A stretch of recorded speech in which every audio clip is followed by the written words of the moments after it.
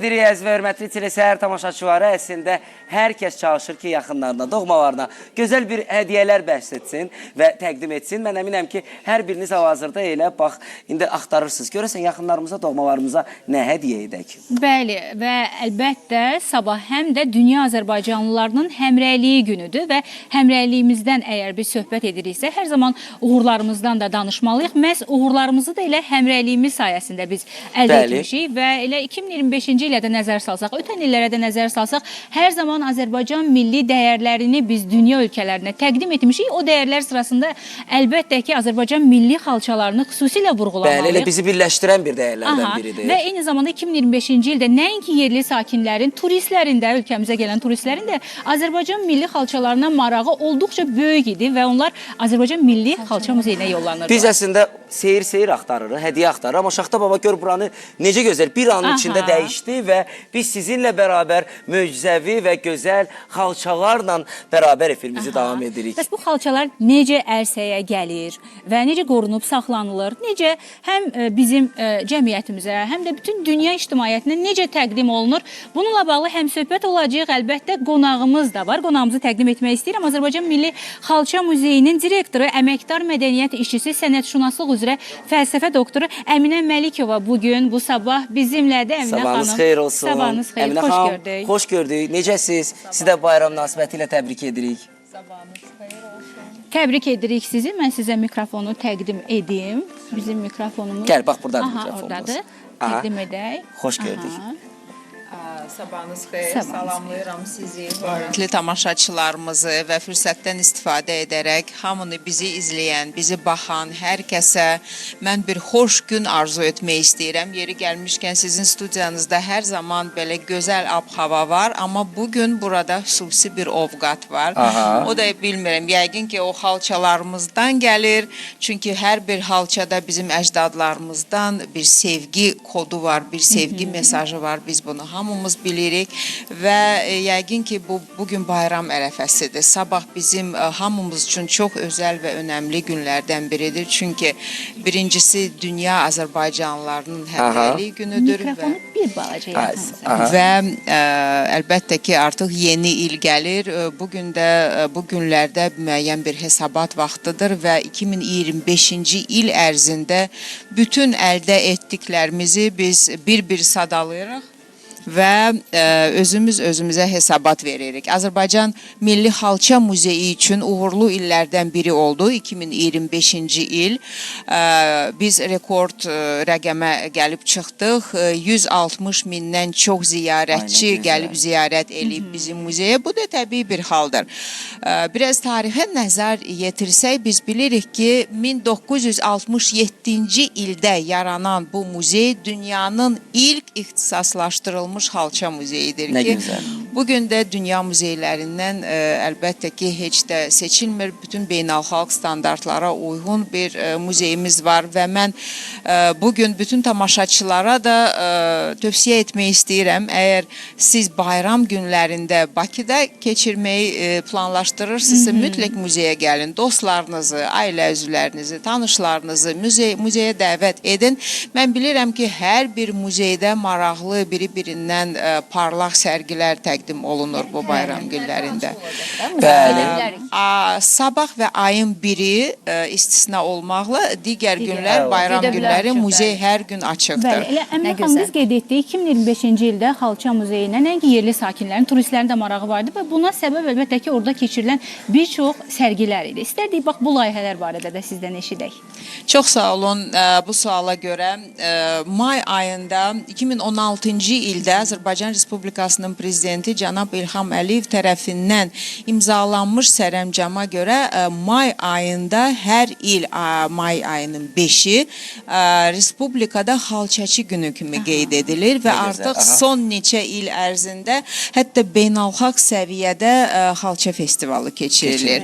Və bu günlə bağlı biz təntənəli şəkildə ilk dəfə olaraq Marakeş Krallığının Marakeş xalçaları immersiv bir sərgi keçirdik. Çox uğurla keçirildi bu sərgi. Maraqlısı odur ki, Marakeşdə olan, toxunan xalçalar Azərbaycan xalçaları ilə çox böyük oxşarlıq var.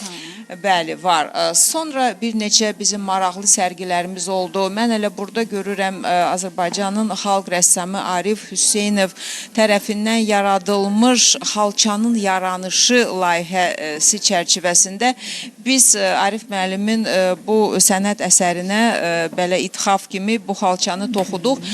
Bizim muzeyimizdə ənənəvi texnologiyalar şöbəsi fəaliyyət göstərir və orada 14 yüksək peşəkarlığa malik olan toxucularımız da işləyir. Yeri gəlmişkən mən onları da buradan salamlayıram. Mən hər dəfə onlara müraciət edirəm ki, nə yaxşı ki siz varsınız. Biz adətən xalçaçılıq sənətimizdən bəhs edirik bizə gələn ziyarətçilərə. Amma o xalçaçılıq sənətimizi yaşadan sizsiz. Ona görə onların əlləri var olsun. Onların bir nümayəndəsi də Zemfira xanım. Elə canlı əslində mən onu deyəcəkdim ki, hal-hazırda biz izləyirik ki, bax bir xalça toxunuşu necə baş tutur və əslində bir suallara keçəcək. Mən istərdim ki, bir xanımla bir söhbət eləyək icazənizlə. Salam, hər vaxtınız xeyir olsun. Necəsiniz? Salam, sabahınız xeyir, çox sağ olun, yaxşıyam.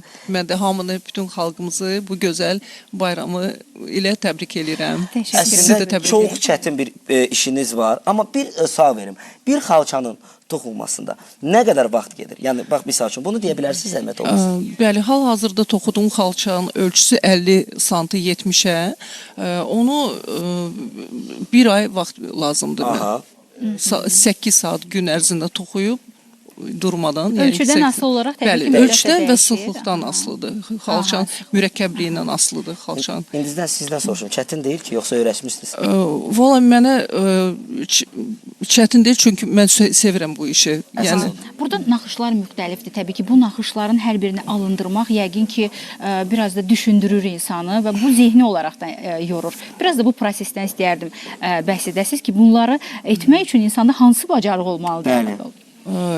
İlk növbədə səbr lazımdır. Həqiqətən səbr lazımdır. Diqqət olmalıdır. Ümumiyyətlə bu iş elədir ki, xalça toxuyanda yəni depressiyada olan insan depressiyadan çıxır. Nə Həqiqətən. Nə gözəl. İşiniz avanda olsun. Mən təklif edirəm ki, birazdan yenidən biz... Yenidən həmsöhbət olacağıq və biz təbii ki, bugün gözəl bir musiqi də dinləyəcəyik və bizim dəyərli sənətkarımız. Çox sevirik. Çox sevirik onu. Mütləq şəkildə bayramlarda o onu özü görməliyik. studiyaya gələndə bir bayram yaranır. Gəlin bir yerdə qarşılayaq. Hal-hazırda elə bizimlə bərabər Elnarə Xəlilovadır dostlar. Elnarə xanım, xoş gördük. Qızı çağıraq, bayramınız mübarək. Necə gözəl illərə çıxaq, hamılıqla, sevdiklərimizlə, doğmalarımızla, əzizlərimizlə bərabər. Təşəkkür edirik. Mən təşəkkür edirəm. Nə xoş ki, bu sabah bax sizinlə birlikdə biz yenilik qeyd edirik. İstədik elə sizdən bir musiqi nömrəsi alaq, daha sonra həmsöhbət olacaq. Özləm.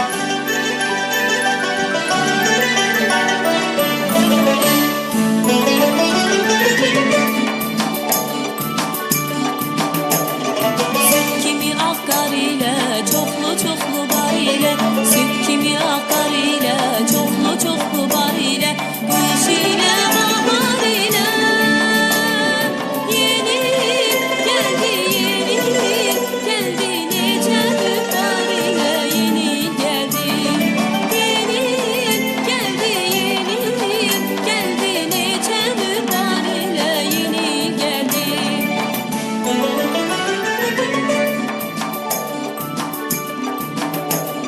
Dekabrın son günü bizə tutub üzünü, dekabrın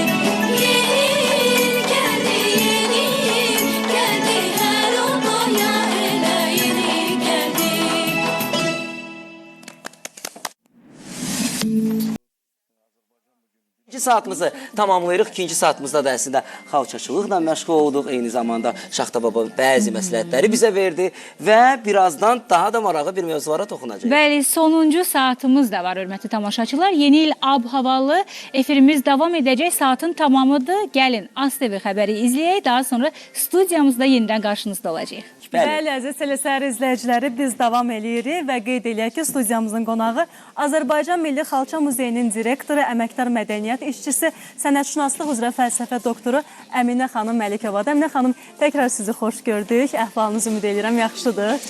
Çox gözəl Şahbənd qrupu bugünkü səhərə sevinc qatdı öz musiqi ilə. Ona görə hər şey əladır. Bayram ərəfəsini yaşayırıq. Studiyamızda həmişəki kimi gözəl ab-hava var və mən bir də tamaşaçılarımızı salamlayıram və hər kəsə gözəl, uğurlu bir dekabr günü arzu edirəm. Təşəkkür edirik. Əminə xanım, əslində o qədər maraqlı layihələr var ki, Xalça Muzeyində. Onları bir-bir biz artıq bir hissədə təqdim etdik, amma istəyirdik ki, mövzumuzu davam edək. Biraz öncə siz Mərakeş işbirliyindən danışdınız və həqiqətən də bizim xalçalarımız hardasa oxşuyur. Amma 2025-ci ildə Xalça Muzeyi üçün ən yadda qalan hansı layihə oldu? Layihələr çox oldu. Onları mən ən əhəmiyyətlilərini əlbəttə ki, indi sadalayacağam. Amma mən bunu da hörmətli tamaşaçılarımıza çatdırmaq istəyərəm. Bir sevinç və qürur hissi ilə ki, ilin sonunda biz mükafatlandırıldıq. Azərbaycan Respublikasının Mədəniyyət Nazirliyi tərəfindən bir nominasiya elan edildi və Azərbaycan Milli Xalça Muzeyi ilin muzeyi seçildi. Təbrik edirik. Bu mükafat bizim üçün çox əzizdir. Bütün komanda çünki bu bizim illər, 10 illiklər boyu Azərbaycan Milli Xalça Muzeyi qocaman muzeylərimizdən biridir. Yəqin ki, bizim zəhmətimizin, əməyimizin bir nəticəsi olaraq belə yüksək qiymətləndirmə bizim üçün çox xoş oldu. Biz bayaq biraz tarixdən danışdıq. 1972-ci ildə muzeyin ilk ekspozisiyası açıldı və bugün də maraqlısı odur ki, əlbəttə ki, muzeyin içərisində bizim daim ekspozisiyadan başqa müvəqqəti sərgilər də göstərilir, nümayiş olunur və hətta binanın özü bir mənalı Bakımızın, paytaxtın müasir incəsənət simvollarından birinə çevrilmişdi. Artıq bina 11 ildir ki, biz yeni binada, dünyanın ilk və yeganə binasıdır ki, Avstriyalı məşhur memar Franz Jans tərəfindən inşa edilmişdi ki, xalça formasında tikili bu bina və çoxlu gənc memarlar gəlir bizim muzeyə. Və xalçaçılıq sənəti də ki, o el sənətidir, o xalq sənətidir ki, bizim xalqımız hələ orta əsrlərdə ən yüksək zirvəsinə çatan bir sənətdir. Ona görə biz bunu bugün yaşatmalıyıq. Hər bir muzeyin əsas borclarından, əsas vəzifələrindən olan bizim milli mədəni irsimizi qoruyub saxlamaqdır, onu təbliğ etməkdir və bizə gələn ziyarətçiləri də maarifləndirməkdir. Əminə xanım, bəs ziyarətçilərə ən çox hansı bölgənin xalçaları onların diqqətini cəlb edir? Adətən bilirik ki, təbii ki, hər bölgənin özünə məxsus ornamentləri var və elə xüsusi xalça peşəkarları var, hətta belə deyərdik ki, onlar həmin saniyə o xalçaları duya bilirlər. Amma alıcılar arasında bəs hansı xalçalara və hansı bölgənin xalçalarına tələbat daha çoxdur? Bilirsiniz, maraqlı sualdır, biraz çətin sualdır, çünki zövqlər çox müxtəlifdir və amma Azərbaycan xalçaları həmişə fərqli olub, öz rəng çalarları ilə, öz kompozisiyaları ilə. Dünyada çox ölkələr var ki, onların el sənətləri arasında xalçaçılıq sənəti mövcuddur. Amma gördüyümüz kimi bugün hələ bir neçə xalçaları biz burada nümayiş edirik.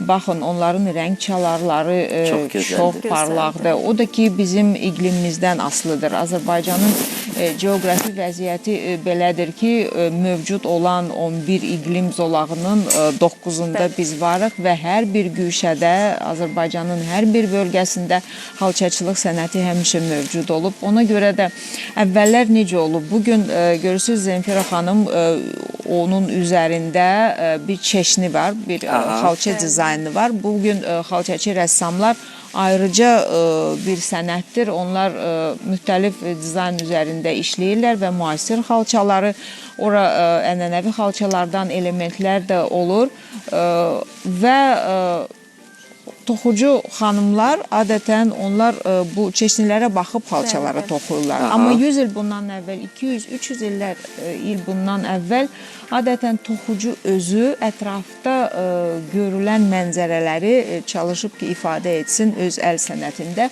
Ona görə biz hər zaman deyirik ki, hər bir naxışda müəyyən bir məna var.